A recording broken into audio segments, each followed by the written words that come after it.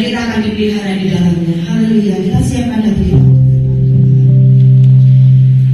Kami rindu merasakan anugerah-Mu yang mempesona itu, dan terus bahwa kami merasakan kebaikan-kebaikan dan kelemahan kami.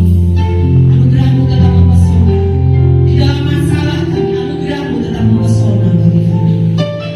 Yesus, terima kasih.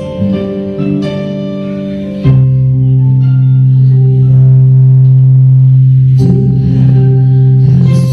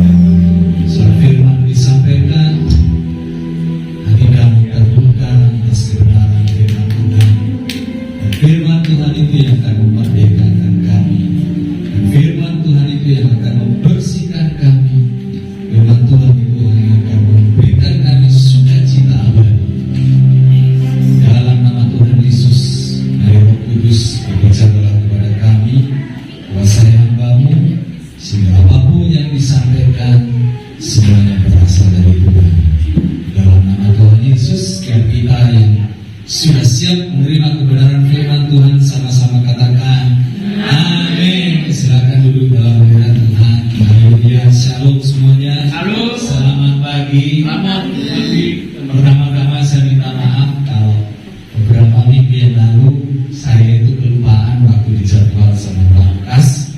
Jadi saya pikir ibadahnya itu masih jam 5 sore. Saya di WA Pak Lukas itu saya masih kebaktian di hari waktu itu.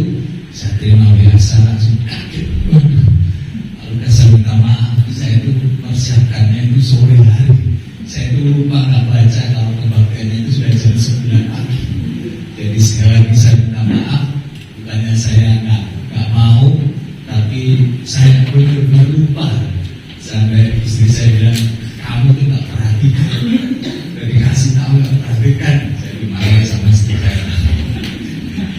Ya sekali lagi minta maaf, dan saya percaya cuma di sini semua pemaaf. Amin. Amin. Ya, haleluya. Kita akan belajar pada pagi hari ini tentang judul khotbah yang saya berikan, yang Tuhan taruh dalam hati saya, tentang tetap tegar di masa sukar.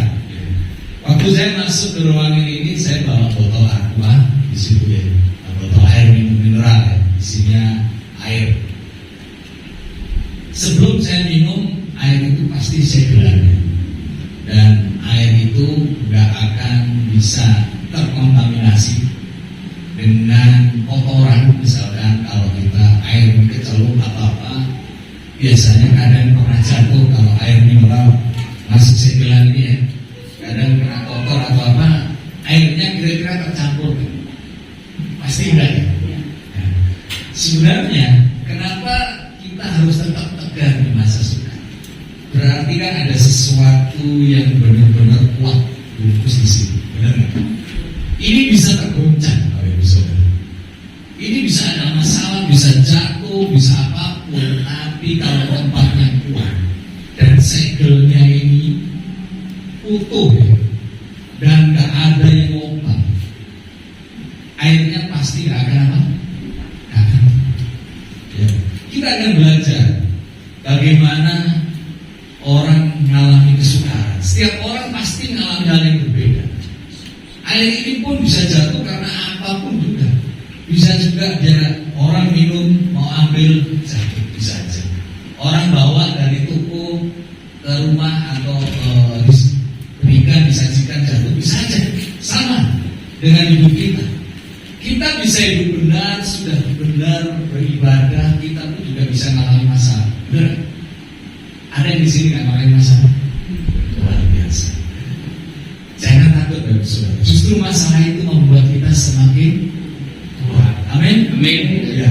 Ada yang punya masalah dengan kesehatan, ada yang punya masalah dengan keluarganya, ada yang punya masalah dengan bisnis dan pekerjaan, dan banyak hal yang membuat kita kadang seperti air ini tergoncang. Tapi selama kita dalam covernya Tuhan, nggak akan pernah turun. Amin. Nggak akan pernah kita jatuh, nggak akan pernah air tumpah. Kita akan belajar bagaimana sih kita tetap tegar di masa sukar, kita tetap kuat di masa sukar. Kita harus punya kekuatan yang lebih besar dari kemampuan kita. Air yang di dalam botol atau di dalam plastik ini mungkin sifatnya nggak sekuat dengan tempatnya, benar? Tempatnya kuat banget, tapi airnya ya setelah keluar ya bisa dibuang segala macam. Berarti kita harus ada sesuatu yang lebih kuat dari kita. Amin. Ada sesuatu yang bisa memberikan kita covering lebih kuat. Nah, kita akan belajar apa itu kekuatan di saat masa sukar itu ada dalam kita. Kuncinya yaitu adalah sukacita. Pak, kok gampang banget ya? Kok sepele banget? Kok hanya sukacita? Ya. Kita melihat bahwa sukacita itu adalah sumber kekuatan. Jangan sampai itu hilang daripada kita. Pak, Bapak bisa aja ngomong gampang sukacita. Setiap hari saya ditagih utang. Setiap hari saya ada masalah. Saya sakit gak sembuh-sembuh, gimana bisa sukacita? Ingat, botol aqua itu selama dia gak terbuka silnya, dia selama kita ada dalam covernya Tuhan, selama sukacita itu tetap menyegel hidup kita nggak akan bisa goyah. Amin. Katakan kanan kiri, sukacita. Amin. Apapun kondisinya, kita tetap sukacita. Amin. Hidup di dunia ini ya, Bapak Saudara.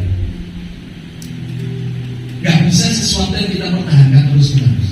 Orang boleh kaya, orang boleh luar biasa, tapi sifatnya sementara. Suatu saat saya beberapa minggu lalu ya, hampir tiap minggu saya di Tiongkok ada teman, ada orang tuanya saudara, ada orang tuanya teman, mamanya, bahkan teman saya dekat sendiri juga meninggal. Nah di situ pun tempat, menurut saya tempat yang paling bisa merenung itu adalah tempat perkampungan. Kenapa?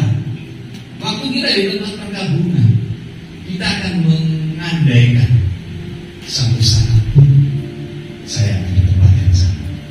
Benar? Apapun sesukses kita, apapun sehebat kita, akhirnya tetap di tempat yang sama. Akhirnya saya merenung dan bertanya sama Tuhan, di mana Tuhan? Terus apa ya yang harus dikerjakan? Akhirnya Tuhan kasih sesuatu, ada dua. Kamu harus mencari perkenan. Yang kedua, kamu harus jadi berkat pada orang. Gak perlu dipandang orang hebat, gak perlu dipandang kamu kaya sukses, itu gak begitu penting. Ya mungkin ya benar lah, kita harus kerja, harus sukses, oke. Tapi itu bukan yang terutama. Firman Tuhan katakan perhiasan kita itu adalah perhiasan batin, bukan yang dilihat orang. Makanya waktu saya duduk merenung, saya lihat teman saya, teman baik saya, sahabat saya, kita pelayanan di mana-mana, dia meninggal. Beberapa minggu yang lalu di Purworejo kita doain bersama-sama, dan sudah terbaik. Dan dua hal Tuhan ingatkan, cari perkenan. Jadi ada hal-hal yang sebenarnya itu nggak boleh membuat kita itu jadi kita nggak boleh. Makanya kenapa pagi hari ini saya mau sharekan, sukacita itu bukanlah emosi, melainkan rasa damai saat kita mengalami pencobaan. Kalau gembira itu sifatnya kadang sementara, benar nggak? Oh ya, gembira dapat lotre, ya gembira dapat kupon apa itu diskon, ya senang ya. Tapi sementara. Yesus pernah ngomong, sukacita yang ditinggalkan itu tidak seperti yang dunia berikan. Kalau dunia berikan itu sangat bergantung dengan keadaan. Oh kalau keadaan gini ya bisa sukacita, kalau enggak ya. Sukacita itu adalah sumber kekuatan, jangan sampai kita hilang. Saat itu hilang, maka kekuatan kita hilang. Nehemia 8 ayat yang ke-10. Jangan kamu bersusah hati, sebab sukacita karena Tuhan itulah perlindunganmu. Ya, mari kita baca bersama-sama, biar tambah semangat dan gak ngantuk. 1, 2, 3. Jangan kamu bersusah hati, sebab sukacita karena Tuhan itulah perlindunganmu. Sekali lagi katakan, itulah perlindunganmu. Ya. Sukacita jadi apa? Perlindungan. Seperti ini tadi, perlindungan. Jadi boleh digoncang, bisa. Gak mungkin ini air ini tetap tenang, bener gak? Ya kalau tetap tenang ya dia diam aja. Tapi selama gerak, tak goncang terus. Tergoncang. Tapi firman Tuhan katakan apa? Perlindungan. Perlindungannya apa? Sukacita. Jadi Bapak Ibu Saudara, apapun boleh terjadi di dunia, tapi sukacita jangan pernah hilang. Amin. Katakan sama-sama, jangan pernah hilang. Hasilnya itu jangan boleh terlepas. Ya, air itu boleh tergoncang. Air dalam galon itu mau dibawa kemana-mana, dipindah truk sana, pindah truk sini. Gak mungkin dia tercecer di jalan-jalan, benar nggak? Selama apa? Segelnya masih. Kita boleh sakit, boleh bangkrut, boleh apapun, tapi sukacita itu jangan sampai hilang.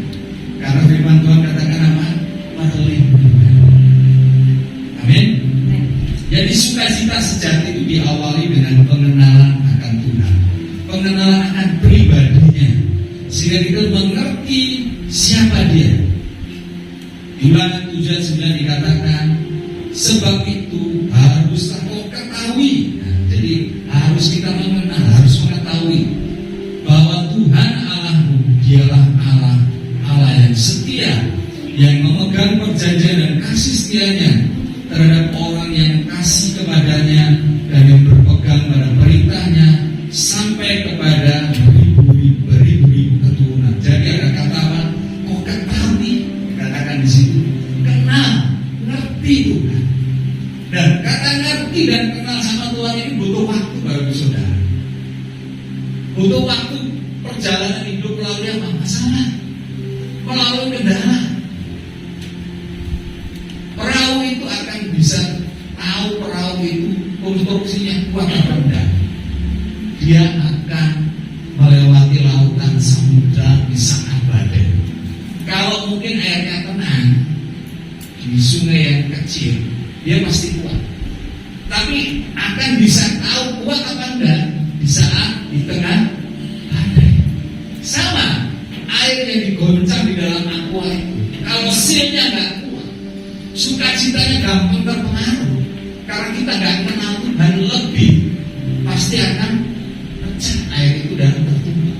Makanya di situ dikatakan, haruslah kau ketahui Dialah Allah yang setia dan perjanjiannya kepada berpegang kepada beribu-ribu keturunan. Jadi Tuhan itu kalau berjanji bukan kepada satu orang anak cucu enggak, tapi ribuan keturunan. Makanya kenapa bangsa Israel sampai sekarang itu adalah bangsa yang hebat. Mau diserang sana sini, tapi dia tetap jadi bangsa yang hebat. Kalau orang mau ngomong nge-bank produknya dia, habis seluruhnya. Apa yang diciptakan oleh orang sana? Semua yang diciptakan oleh sana. Gak usah sepele, gak usah hal yang modern. Kita gak mau pakai produk, kita akan kembali ke zaman baru. Kenapa? Kita masuk kamar mandi, kita gak ngomong gak usah pakai produk. Ya udah, kita sabunan pakai baju.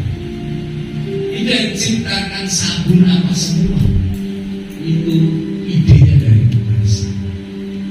Jadi kalau orang ngomong pen produk Israel habis, Israel mau sih pakai produk, mati semua komunikasi, semua teknologi habis. Kenapa seperti itu? Ini janji Tuhan kepada beribu-ribu itu. Makanya kenapa bangsa Israel sampai sekarang dia pegang ekonomi keuangan paling besar itu orang Israel. Orang Israel itu kalau beribadah, dia mikirnya sama dengan bekerja. Dia ibadahnya kenceng banget, dan dia punya etos kerjanya tinggi banget. Kenapa? Karena dia di saat bekerja, dia seperti dia beribadah. Makanya nggak heran kalau orang Israel beribadah. Dan kita harus contoh dia punya perasaan ibadah dalam hidupnya tinggi banget, sama dengan dia bekerja, nggak malas. Makanya nggak heran keuangan dunia ada di tangan orang Islam. Makanya kalau saat ini kita mau luar biasa dalam bisnis, dalam pekerjaan, nggak usah malas. Anggap aja pekerjaan itu ibadah kita. Amin. Kalau kita ibadah bisa diberani, bisa semangat, sama. Kita kerja pun juga semangat. Kita tunjukkan pada dunia bahwa kita itu anak Allah. Kita sesungguhnya komitmen yang beda, dan dunia akan melihat bahwa kita adalah anak-anak Allah yang punya etos kerja. Teman saya punya karyawan banyak yang Kristen, tapi sering ngeluh sama saya, Pak di sini cuma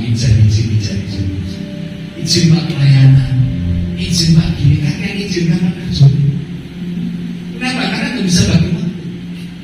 Harusnya dia tunjukkan dedikasi yang lebih baik dari yang bukan anak Tuhan. Amin. Nah seringkali kita itu merasa terlalu dibina, bukan. Tidak, ini bosnya kan Kristen. Kita kerja seenaknya, nggak bisa sama. Kita nggak akan bisa sukses. Makanya kenapa orang Israel itu kalau ibadah, ibadah. Sampai pada suatu saat anak-anak Harun dihabisi oleh Tuhan. Nadab dan Nabi itu kenapa? Ada api asing yang dibawa masuk. ada sesuatu yang sungguh-sungguh dikerjakan saat yang ada di Tuhan. Makanya kenapa pada hari ini kita belajar bagaimana kita kenal Tuhan. Daud adalah tokoh Alkitab yang tegar di masa sukar. Di tengah pelarian dia menghadapi peperangan, yang keluar dari mulutnya adalah pujian. Yang keluar dari mulutnya perkataannya adalah sukacita. Daud itu adalah bukan orang yang suci. Daud memang hebat, tapi dia berzina. Dia pernah berzina, dia pembunuh. Tapi kenapa sampai kita Wahyu nama Daud masih tetap ditulis dan bahkan disebut apa?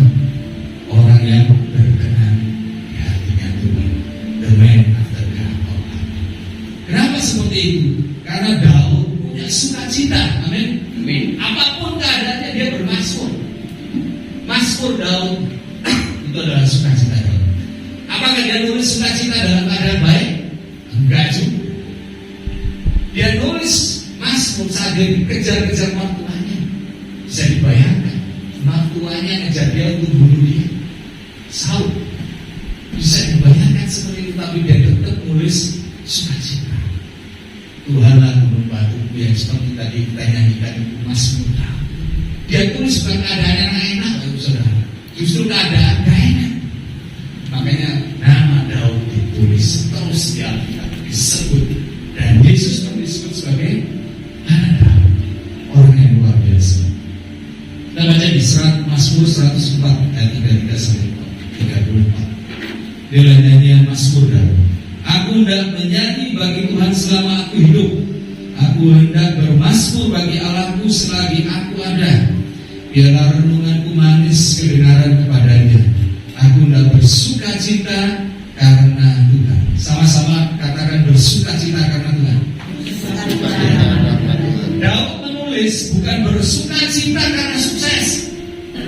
Daud menulis bersukacita karena aku raja. Enggak. Daud bersukacita karena apa? Karena Tuhan. Ya. Nah, sedangkan kalau kita tahu sekarang, apa sih penyebabnya orang itu nggak bisa bersukacita? Penyebab nggak bisa bersukacita itu banyak sekali. Belum tentu orang kaya itu dia penuh sukacita, enggak juga. Banyak sekali orang kaya, orang hebat mati bunuh diri, benar nggak? Banyak. Stres, padahal uangnya banyak.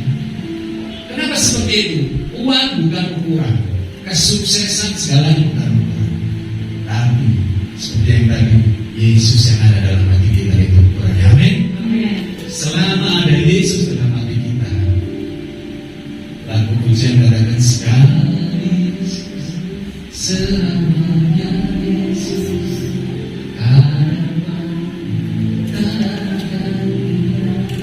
selama ada Yesus. Makanya sukacitanya, saya ambil foto ini, saya lucu juga. Anak saya besar dulu kecilnya kayak gitu, cemburu gitu. Makanya saya ambil kayak gitu. Dia kalau nggak seneng hatinya kok cemberut gitu. Nggak bisa sukacita. Dikasih apapun cemberut gitu. Nah, selama hati kita nggak ada Yesus, Daud katakan karena Tuhan, karena bisa sukacita. Jadi sukacita itu bukan dari luar, amin.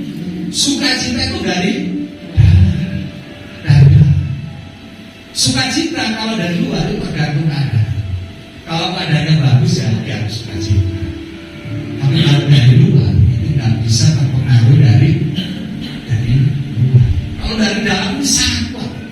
Gedung ini bisa berdiri seperti ini, ruko ini, karena ada sesuatu yang kita nggak lihat. Apa? Fondasi. Kalau luarnya aja dibangun seperti ini tanpa fondasi, kira-kira bangunan ini ambruk? Ambruk. Sama. Selama di dalam kita tidak dibangun semakin dalam dengan Tuhan, semakin tak moyet sama Tuhan, kita kena angin sedikit apa sedikit jadi hancur. Makanya sukacita itu seperti fondasi, perlindungan yang kuat di dalam hidup kita. Apa akibatnya jika sukacita hilang? Hidup kita tak tenang, lebih mudah sakit. Amsal 17 katakan, ini ayat yang sejak sekolah minggu kita hafal, kita baca bersama-sama. Amsal pasal 17 ayat 22, 1, 2, 3. Hati yang gembira adalah obat yang manjur, tetapi semangat yang patah mengerikan tulang. Ya. Hati yang gembira itu adalah obat. Ya. Apapun sakit penyakit mau dikasih obat paling mahal, kalau hatinya nggak ada sukacita, nggak ada kegembiraan, nggak ada joy, ya dia akan lama saja. Ya mungkin masih di kursi roda seperti itu, nggak apa-apa, tapi tetap ada sukacita. Amin ibu, ada sukacita. Amin. Kenapa? Karena tujuan hidup kita bukan di dunia ini. Amin. Kalau kita mikir tujuan hidup kita cuma di dunia ini akan frustasi. Benar? Kenapa? Seperti yang tadi saya lihat di Tiongkok itu kan, cuma gitu aja selesai. Apa yang mau dicari? Nggak ada. Selain perkenanan Tuhan dalam hidup kita. Amin. Selain hidup kita jadi berkat bagi orang lain, itu yang kita kerjakan. Gak penting kita mau sakit, mau sukses, mau kaya, enggak masalah. Gak begitu penting. Ada seorang hamba Tuhan, dia waktu khotbah dengan ribuan jemaat, dia kena serangan dan dia harus dirawat 4 hari di ICU. Dan waktu di ICU dia dibawa Tuhan ke suatu tempat, satu persatu baris, dan ditanya satu di depan, ketemu Yesus, Yesus geleng-geleng. Saat geleng-geleng langsung maju bawa ke neraka. Ada lagi orang yang biasa gak sukses, maju lagi, Yesus senyum mati-mati bawa ke surga. Ada lagi orang yang hebat, kaya luar biasa, ngadep Yesus, Yesus geleng-geleng. Giliran hamba Tuhan ini ngeri kan? Yang ngadep Yesus. Kira-kira Yesus mantu-mantu apa geleng-geleng? Dia ini orang yang hebat, karunia luar biasa, banyak penyembahan. Yesus sama geleng-geleng. Dan dia sok, dia langsung sadar dari ICU. Dia minta ampun sama dia. Dan dia ngomong, kamu jangan buat jahat. Kok bisa seperti itu? Kok bisa? Berarti kalau saya belajar, saya dengar khotbah dari hamba Tuhan ini, dia cerita seperti itu, saya melihat, waduh, terus kita ini apa? Mungkin dari hamba Tuhan itu gak ada apa-apanya. Kita itu apa? Dia yang hebat, khotbah luar biasa, sama Tuhan Yesus ketemu, Tuhan Yesus yang geleng. Lah kita itu apa? Wah, dari situ saya berdoa, Tuhan, mungkin orang ini ngejar sesuatu yang dilihat orang hebat, dilihat orang luar biasa, jemaahnya banyak, tapi saat ketemu Yesus, Yesus geleng.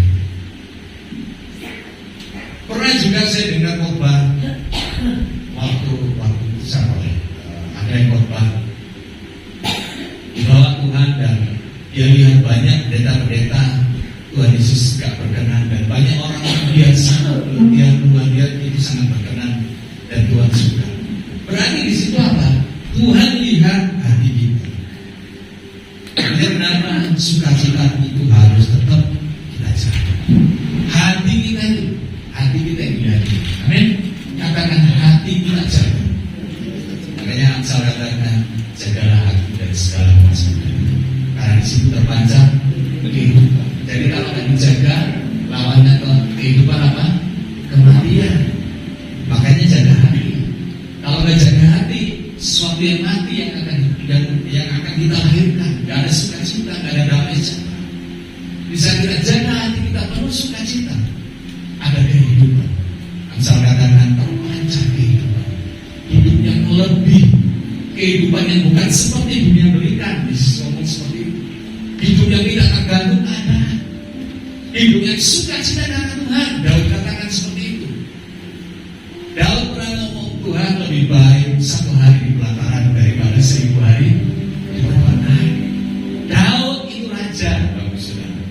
Dia mungkin bisa menikmati kekayaannya, bisa menikmati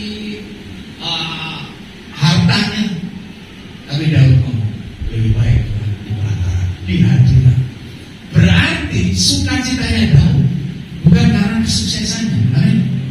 Sukacitanya dia adalah di hadirat Tuhan. Makanya kenapa kita harus terus di hadirat Tuhan. Kita harus tersambung dengan Tuhan terus. Hari-hari ini saya diajari terus sama Tuhan. Apa yang kita pikirkan setiap saat, apa yang kita renungkan setiap saat, itu yang akan jadi besar. Saya berdoa apa itu? Tuhan ngomong, kalau kamu mikir aku terus, kamu mikir firmanku terus, firmanku akan besar. Aku akan besar dalam hidup. Aku akan buat sesuatu yang besar dalam hidup. Katakan amin. Kalau kita nggak pernah mikir Tuhan, kita nggak pernah mikir firman Tuhan terus, kita mikir masalah jadi besar, jadi pusing malah. Tapi kalau kita mikir Tuhan, mikir firman Tuhan akan bertindak. Dia akan suruh katakan mereka ini orang ini berkenan di hati. Keren kalau Tuhan ngomong gitu. Katakan kasih dia berkat. Katakan selesaikan masalah. Bukan kita. Pagi tadi saya dengerin khotbah saya waktu sebelum berangkat. Saya suka dengerin khotbahnya Pak Michael Bunam KCS. Karena sama-sama Surabaya, orang Surabaya, jadi senang juga. Setiap pagi saya dengerin doa paginya dia jam 5. Tadi dia juga khotbah banyak yang membuat saya apa tadi saya lupa. Saya lupa. Di saat ke gereja ibadah itu hati kita, pikiran kita kadang seringkali dalam ibadah, tapi seringkali lupa. Padahal waktu kita ibadah itu roh kita berbicara dengan kita. Makanya kenapa saat ibadah mau yang bicara di mana kondisinya apapun, hati, pikiran, jiwa kita itu harus ada dalam hadirat. Kenapa? Karena itu yang dilihat Tuhan. Amin. Bukan yang lain, bukan penampilan kita atau apa enggak, tapi hati kita lah yang dilihat. Kita belajar bagaimana kita menjaga supaya sukacita kita tetap terus ada dalam hidup kita. Kita baca di Filipi pasal 4 ayat 4 sampai 9. Filipi pasal 4 ayat 4 sampai 9. Yang pertama, bersukacitalah senantiasa dalam Tuhan. Sekali lagi kita katakan bersukacitalah. Kita baca bersama-sama aja. Bersukacitalah senantiasa dalam Tuhan. Sekali lagi katakan bersukacitalah. Kalau ada kalimat yang berulang, itu biasanya penting apa nggak penting? Penting. Di sini dikatakan apa? Bersukacitalah. Senantiasa.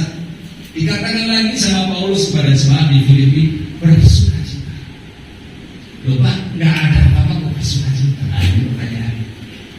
Paulus kecuali ngomong, kalau kamu bersukacita karena ini ya. Ini nggak ada apa-apa. Paulus ngomong kamu tetap bersukacita. Sukacita itu kenapa? Karena perintah. Sukacita itu harus melekat dalam hati orang percaya karena di awal kita melihat bahwa sukacita itu adalah perlindungan. Nah ini kita diujinya di awal. Makanya kenapa Paulus ngomong kepada jemaat di Filipi, kamu bersukacita aja. Kamu tetap senantiasa bersukacita. Apapun keadaannya tetap bersukacita. Kemudian ayat yang kedua, ayat yang kelima, dikatakan hendaklah kebaikan hatimu diketahui semua orang, Tuhan sudah dekat. Jadi bagaimana cara menjaga sukacita tetap ada dalam hidup kita? Yaitu terus berbuat baik. Katakan terus berbuat baik. Terus berbuat baik. Saat buah yang kita keluarkan baik, maka sumber dari hati kita itu baik. Tutur kata kita juga baik. Bapak Ibu Saudara, saya mau saksikan, saya itu kadang terbawa emosi dalam pekerjaan. Karena saya bukan full-timer, saya pengusaha. Dan hari-hari saya ketemu banyak orang dan membuat saya itu kadang terpengaruh, terpicu dengan terpancing. Sampai suatu saat saya ngomongnya terlalu kasar. Ya, Surabaya ini terlalu kasar.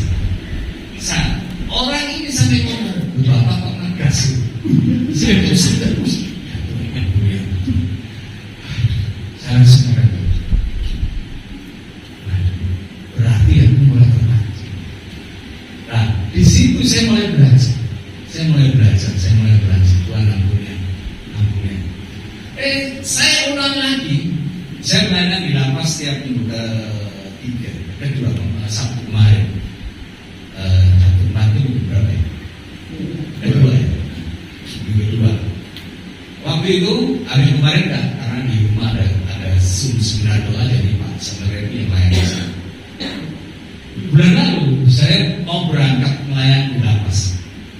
Anak buah saya itu, Pak ada masalah sama truk gini. Saya marah ya bos saya. Apa kamu telepon aku bayar kamu buat apa kalau kamu nggak mau mikir? Saya nyetir mau berangkat, orang satu mobil yang tak bawa ke lapas. Waktu saya melayani firman, sepanjang jalan nggak ngomong sama saya. Takut. Saya marah sama anak bos saya. Marah. Aku bayar kamu supaya kamu mikir kerja yang benar. Saya langsung lemes. Kenapa? Satu mobil diam seribu bahasa sampai di lapas. Akhirnya saya naik riba, saya minta ampun. Saya bilang, Bapak Ibu Saudara, saya berkorban di sini bukan orang suci. Saya mau korban di sini, saya marah-marah. Saya minta ampun sama Tuhan. Kenapa? Saya mau belajar seperti Daud waktu di kebun Natal. Dia nggak seliput, enggak Tuhan kan? Saya mau Tuhan ampuni apapun. Dan aku mau bersemangat bahwa saya mau berangkat sini, saya salah. Saya marah-marah dan teman-teman yang saya ajari nggak mau. Dan saya minta maaf ke mereka, saya marah. Kenapa seperti itu? Saya nggak jaga hati saya. Di situ dikatakan terus berbuat kebaikan. Dan saya nggak jaga itu dan saya minta ampun sama Tuhan ampuni aku. Saya nggak mau jaga itu sehingga aku nggak bisa berbuat yang baik. Saya nggak jaga supaya hati itu jadi nggak tenang. Makanya kenapa Bapak Ibu Saudara? Saya belajar keadaan apapun. Mungkin orang salah, teman kita mungkin salah, nyakiti kita salah. Kalau kita lihat Tuhan Yesus, Tuhan Yesus itu diperlakukan nggak adil, sampai dia mati tidak bisa. Tapi dia nggak pernah marah, nggak pernah menutupi, nggak pernah mati. Jangankan mati menutupi, kalau mungkin Tuhan Yesus mau dia tiup di badan mati semua beneran. Pasti dia berkuasa. Saya ingat itu Tuhan ampuni. Tuhan Yesus yang punya kuasa aja digitukan, dia nggak balas. Malah Petrus waktu di taman Getsemani ada orang mau nangkep Yesus, dipotong telinganya, disembuhin malah sama Yesus. Malah setelah disembuhin Yesus ditangkap. Apa nggak keren ya? Tapi Yesus nggak terpengaruh hatinya. Dia tetap hatinya baik, malah minta pengampunan sama bapaknya. Bapak ampuni mereka. Mereka nggak tahu apa yang mereka berbuat. Wah, keren banget. Makanya kenapa dikatakan waktu dibaptis sama Yohanes Pembaptis, Bapak memilih anak yang kasih kepadanya. Kenapa? Ketaatan setia. Makanya kenapa Bapak Ibu Saudara, jangan pernah kita berubah setia. Jangan pernah kita berubah untuk Natal. Tetap taat dan setia saja. Kemudian selanjutnya, apa yang membuat kita tetap menjaga sukacita? Ayat yang ke-6. Janganlah hendaknya kamu khawatir tentang apapun juga, tetapi nyatakanlah segala hal dengan kepada Allah dalam doa dan permohonan dengan ucapan syukur. Sama-sama katakan ucapan syukur. Ucapan syukur. Pasti semua di sini pernah khawatir ya. Luar biasa. Pernah ngalamin kekhawatiran itu manusiawi. Bahkan Yesus waktu berdoa 3 kali keringatnya sampai seperti darah. Manusiawi. Takut, gentar, bahkan Tuhan Yesus nego sama bapaknya. Tuhan kalau boleh aku lalui cara tidak ini. Tapi tidak dijawab sama bapaknya. Tapi Yesus ngomong, biarlah kehendak yang terjadi. Di sini ada ucapan syukur. Paulus katakan kepada jemaat Filipi, penuh ucapan syukur. Lawan daripada kata khawatir itu mengucap syukur. Mengucap syukur. Kalau kita baca di Yohanes 6 ayat 11 ke 12, baca di rumah. Waktu itu Yesus kasih makan 5.000 orang. Yesus ngambil roti dari anak yang ikut KKR waktu itu. Berapa banyak? 5 roti dan 2 ikan. Yang dikerjakan Yesus apa? Yesus mengambil roti dan mengucap syukur. Sudah berubah nggak rotinya? Belum. Tapi dia mengucap syukur. Mengucap syukur ini menarik mujizat Tuhan. Amin. Loh Pak, sakitku belum sembuh, utangku masih banyak. Tetap ucapan syukur. Kenapa? Itu menarik hatinya Tuhan. Tuhan lihat dari surga, wah, anakku ini luar biasa. Sakit belum sembuh, utang masih banyak. Tetap setia, tetap taat, mengucap syukur. Tuhan gak segera-segera nih, malaikat segera selesaikan. Bisa aja, benar ya? Amin. Amin. Di saat kita bisa menarik hatinya Tuhan, wah, istilahnya apa ya? Orang kalau bisa menarik hati seseorang, apapun itu dikasih. Benar nggak? Amin. Saya dulu kerja di Surabaya di perusahaan Taiwan. Sebelum saya ke Semarang, sebelum saya kelola cabang di Semarang, sebelum saya buka usaha sendiri, saya kerja sama bos saya, orang Makassar. Istrinya orang Singapura. Dia punya perusahaan Taiwan di Surabaya. Dia kasarnya minta ampun. Wah, kalau ngomong kasar ke istrinya. Tapi dia itu kalau makan siang, dia panggil saya makan. Orang lain itu takut, pegawai staf yang lain itu takut kalau ada bapak, kalau ngomongin bapak ada, kalau bapak ada wajib. Nah saya dipanggil setiap makan siang, dia bilang ambil mobil kunci, kita makan bareng. Saya pikir bisa kayak gitu. Ternyata gini, suatu saat waktu itu saya baru kerja, baru seminggu kerja. Kantor ini pindah kantor. Bos Jakarta ini datang ke cabang Surabaya.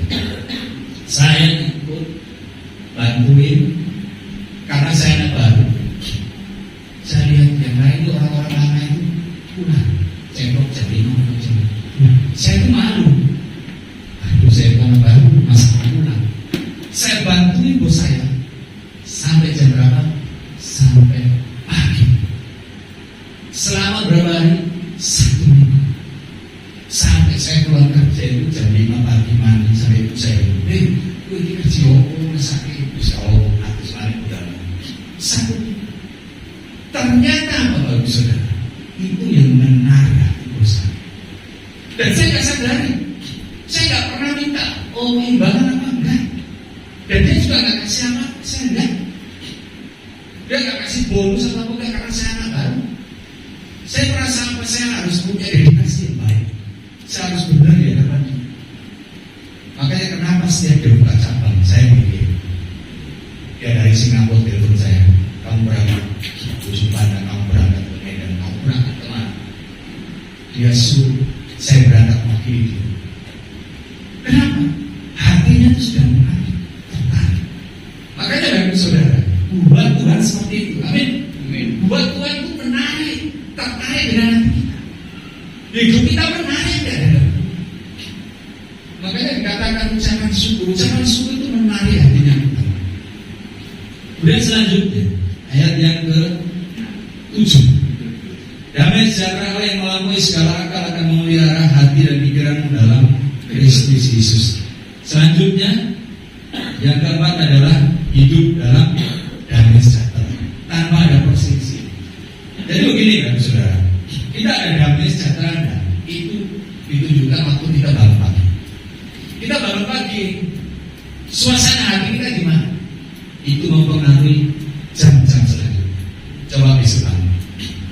Kalau kita bangun, hati kita langsung deg-degan, langsung mikir apa ya? Waduh, ini apa ya? Karena damai sejahtera pasti. Saya beberapa kali coba, karena di pekerjaan begitu banyak tekanan masalah. Tapi saya begitu bangun, saya langsung ingat Tuhan, saya menjaga supaya damai sejahtera tetap ada.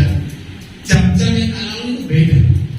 Tapi kalau begitu, melek motor kan ya Surabaya, melek motor, bukan melek motor melek canggih ya. orang Surabaya ngomong mulai foto, mulai cangkem gitu. Maksudnya buka mata, kakek ngomong gitu. Begitu buka mata, hati kita nggak damai. Dipastikan jalan-jalan kita nggak ada sukacita. Amin. Tapi kalau buka mata, kita langsung ingat Tuhan, doa dan damai sejahtera. Dipastikan hari ini kita dihidupi Tuhan. Amin. Pasti. Karena saya udah ngalami, saudara. Masalah boleh ada, tapi semuanya itu ditentukan bagaimana kita awal waktu kita bangun buka mata kita. Itu apa yang kita kerjakan. Setiap hari saya keras sama anak saya bangunin dia doa. Gak usah pegang hati, doa. Kenapa seperti itu? Itu adalah kekuatan. Bangun pagi ada hamba Tuhan Surabaya, Pak Billy Mantova. Dia sebelum bangun, dia masih melek di tempat tidur, dia baca 45 menit. Setiap hari lakukan. Wah, keren banget. Kenapa dia seperti itu? Supaya dia kuat hari ini dia dulu. Dan itu selalu ingat di pikiran saya. Begitu buka mata langsung saya doa. Minta Tuhan kekuatan. Kenapa? Karena kekuatan tidak cuma itu. Amin. Itu yang menentukan bagaimana kita ada damai sejahtera. Kalau kita bangun pagi, wah sudah marah, sudah apa? Dipastikan hari kita nggak ada damai sejahtera. Amin. Amin. Makanya waktu bangun pagi buka mata, langsung jangan suara. Minta Tuhan beri kekuatan hari ini. Penuhi dengan damai sejahtera. Dijamin hari-hari itu diberkati. Amin. Amin. Kemudian selanjutnya yang kelima, di ayat yang ke-8. Jadi akhirnya, saudara-saudara, semua yang benar, semua yang mulia, semua yang adil, semua yang suci, semua yang manis, semua yang sedap didengar, semua yang disebut kebajikan dan patut dipuji, pikirkanlah semuanya itu. Jadi selanjutnya yang kelima adalah menjaga pikiran. Ya. Karena apa yang benar, apa yang mulia itu bermula dari apa? Dari pikiran. Kalau kita pikirannya sudah tidak benar, sudah mikirnya itu negatif, pasti hati kita nggak ada seperti itu. Amin. Pikirannya sudah enggak, sampai ketemu orang, ketemu Pak Lukas, ini mana Pak Lukas ini, pikirannya udah nggak benar. Kira-kira ada sukacita? Nggak ada, benar nggak? Kita ketemu teman kita yang bermasalah, punya utang lah, gini. Saya awalnya juga seperti itu, Bapak Saudara. Teman-teman utang nggak bayar, gini. Sakit hati gini. Akhirnya pikiran saya berubah. Oh iya, waktu dia bikin saya untuk bayaran sekolahnya, terus dia janji nggak bayar, sampai banyak sekali, sampai anaknya lulus dan bekerja. Akhir itu juga istri saya bilang ya udah, anggap aja kamu bayar beasiswa. Kan hutangnya tiap semester. Jadi dia utang saya itu tiap semester. Dan langsung transfer ke sekolah anaknya. Makanya istri saya bilang ya udah, sama aja kamu kuliahkan dia masuk. Dia nggak bayar pun nggak masalah. Ngapain kamu jengkel kamu dia? Ditagih nggak karuan, tapi sombong nggak karuan, pakai gini padahal dia diutang. Jengkel ya kalau saudara.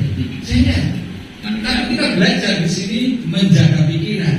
Di situ dikatakan ayat 8. Semua yang benar, semua yang suci, semua yang sedap didengar, semua kebajikan yang patut pikirkan semuanya. Jadi semuanya bersumber dari pikiran. Orang lain boleh apapun ngapain sama kita, tapi kalau kita mikirnya yang baik, oh Tuhan pasti berikan yang baik. Amin. Tuhan pasti ganti yang baik. Oh pasti dia nggak nyahutang apa-apa. Aku memberkati dia. Tiap ketemu ya seperti biasa, orang nggak salah, nggak dosa. Biasa bertahun-tahun. Kalau saya mau sakit hati, tapi ngapain? Belajar saya. Kalau nggak suka cita saya nggak ada buat apa? Benar nggak? Saya belajar di sini.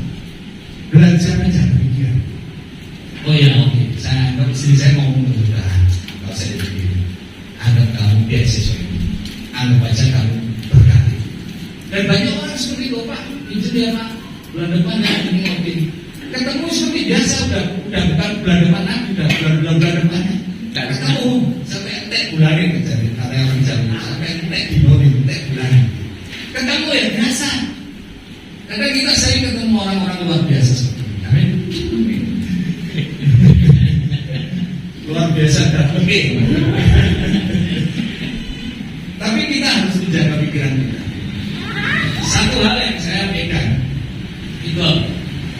Saya ngomong sama orang yang kadang membuat dia berbuat gak adil sama saya.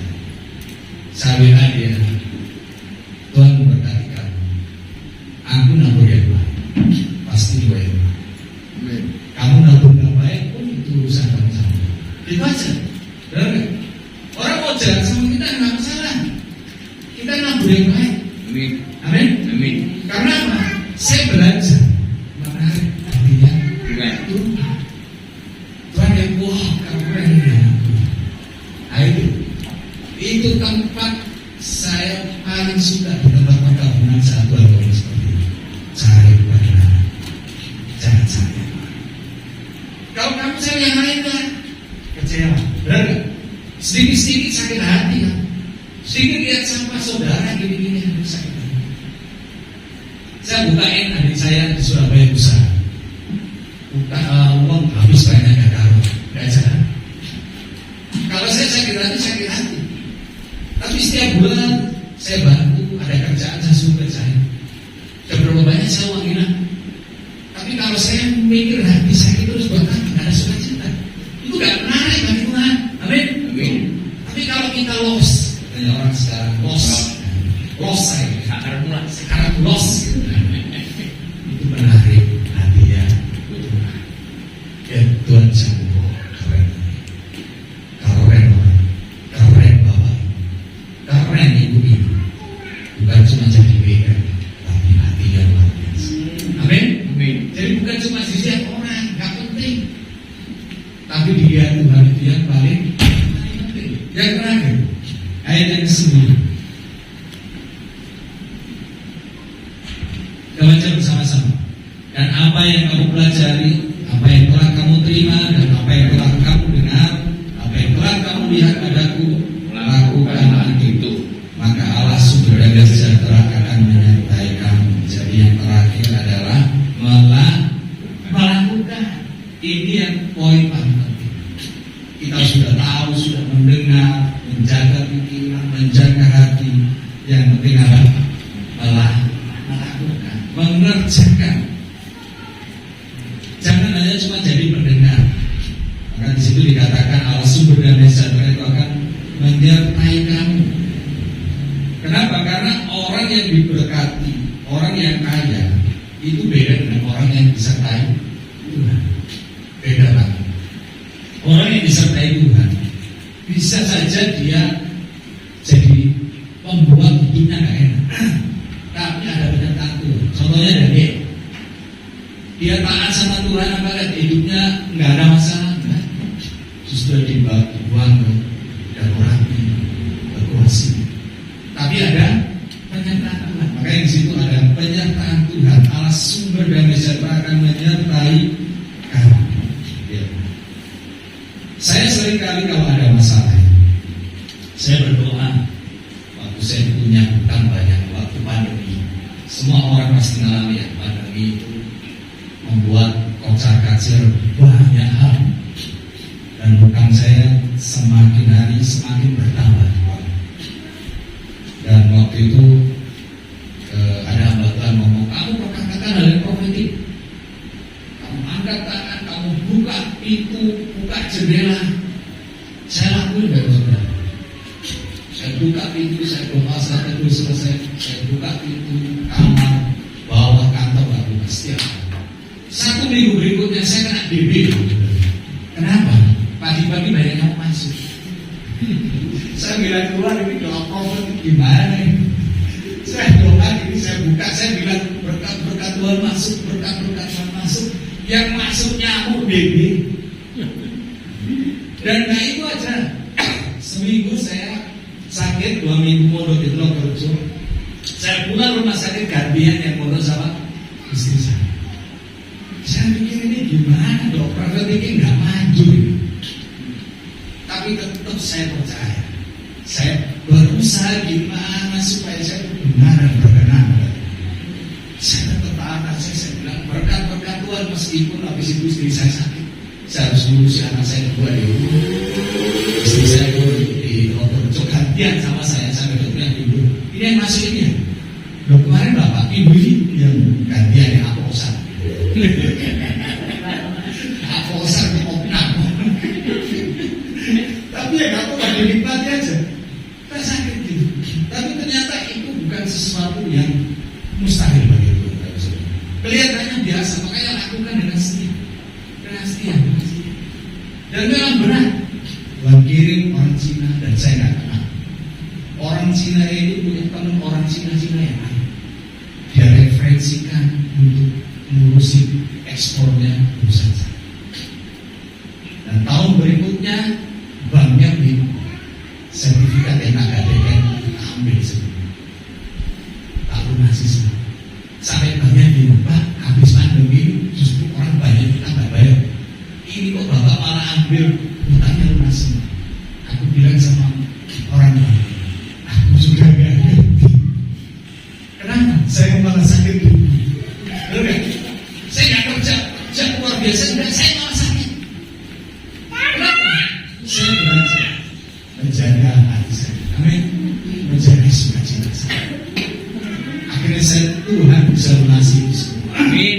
Amin. Amin. Bukan karena kekuatan saya. Saya saksikan ini bukan karena sesuatu yang sombong, tapi ini Tuhan yang kerja. Kenapa? Kalau saya sombong ya mungkin saya nggak sakit. Saya malah sakit. Istri saya sakit aposan. Apa yang disombongkan? Gitu. Utang saya waktu itu malah bertambah. Saya minta ke bank, malah saya waktu sakit itu pelapornya dinaikkan. Saya nambah lagi utang saya. Saya kasih jaminan lagi. Tapi luar biasa, Tuhan gak pernah berhutang. Amin. Saat kita jaga hati kita, Tuhan kirimkan berkat.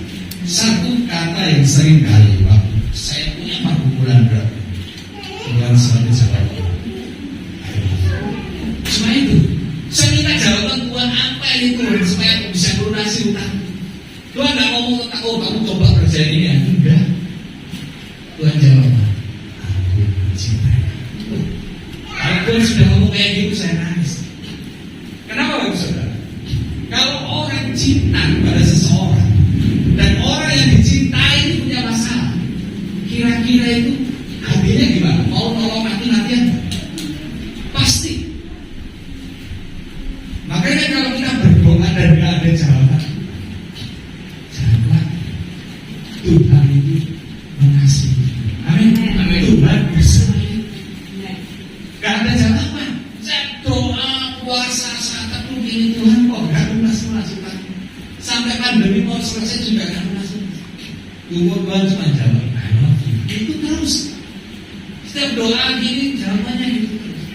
Saya baru ternyata saat orang sepasang kekasih dia menyatakan cintanya pada seseorang yang dikasih, apapun akan diberikan saat kekasihnya punya masalah. Benar? Nah ini Tuhan ngomong sama kita. Anakku, aku makasih. Gak usah ngomong tanya detail kamu masalahnya apa. Tuhan pasti jawab. Pasti jawab. Kita aja manusia sama anak kita yang kita kasih. Gak usah dia ngomong ya. Sekolah langsung kita bayar. Langsung. Sepatunya rusak langsung kita belikan kan. Dia lapar gak usah teriak-teriak kita beri makannya. Lah di situ saya belajar. Sering kali kita kaki ngomong nggak pernah bilang oh ya Tuhan, Tuhan maunya kayak gitu. Yang terakhir bagaimana aplikasi? Bapak Ibu Saudara di sini mungkin kondisinya alami banyak hal sehingga buat sukacita. Bagaimana kita bisa punya hal yang sukacita dalam hidup kita? Tidak bangun keintiman. Karena itu adalah sesuatu yang membuat kita menjadi kuat dalam masa suka. Jadi kenapa judulnya tadi tetap tegar di masa suka, tetap ada suka. Kekristenan itu adalah hubungan.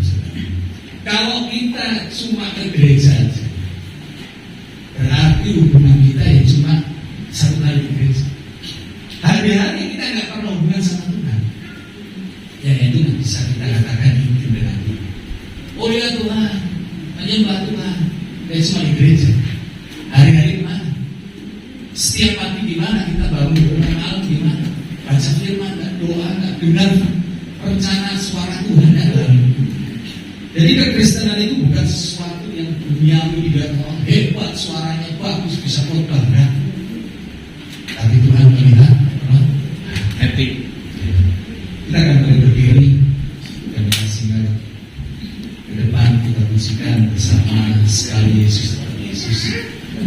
Kita semua berdiri, kita tundukkan kepala, kita semua introspeksi apakah masih ada sukacita sampai detik ini dalam hidup kita. Kita semua angkat tangan, kita taruh tangan kita satunya di dada kita. Kita mau firman Tuhan yang kita dengar bukan sebagai pengetahuan. Kita mau firman Tuhan yang kita dengar bukan sebagai ilmu pengetahuan. Dan firman Tuhan itu adalah firman yang hidup, yang mengubahkan seseorang. Seperti Sakius saat bertemu Yesus, dia langsung ngomong, Tuhan, sekiranya ada orang yang berperasa mengembalikan makan dan untuk mengembalikan setengah dari hartamu ini, ada perjumpaan pribadi dengan Yesus, ada perubahan. Dan kita mau pagi ini kita berjumpa dengan firman, berjumpa dengan Yesus. Kita mau katakan sama-sama, sekali Yesus, selamanya Yesus, harapanku takkan hilang, karena kasih-Nya sayangku ada. Oh Yesusku, ku cinta Kau sekali Yesus, sekali Yesus, selamanya Yesus, harapanku takkan hilang, karena kasih-Nya sayangku ada. Oh Yesusku, ku cinta Kau selamanya. Dan berdoa masing-masing, kita minta Roh Kudus supaya dalam hati kita seperti pujian ini, sekali Yesus tetap Yesus, apapun keadaannya, apapun situasinya, sekali Yesus tetap Yesus, sukacita tetap ada. Tujuan hidup kita bukan di dunia,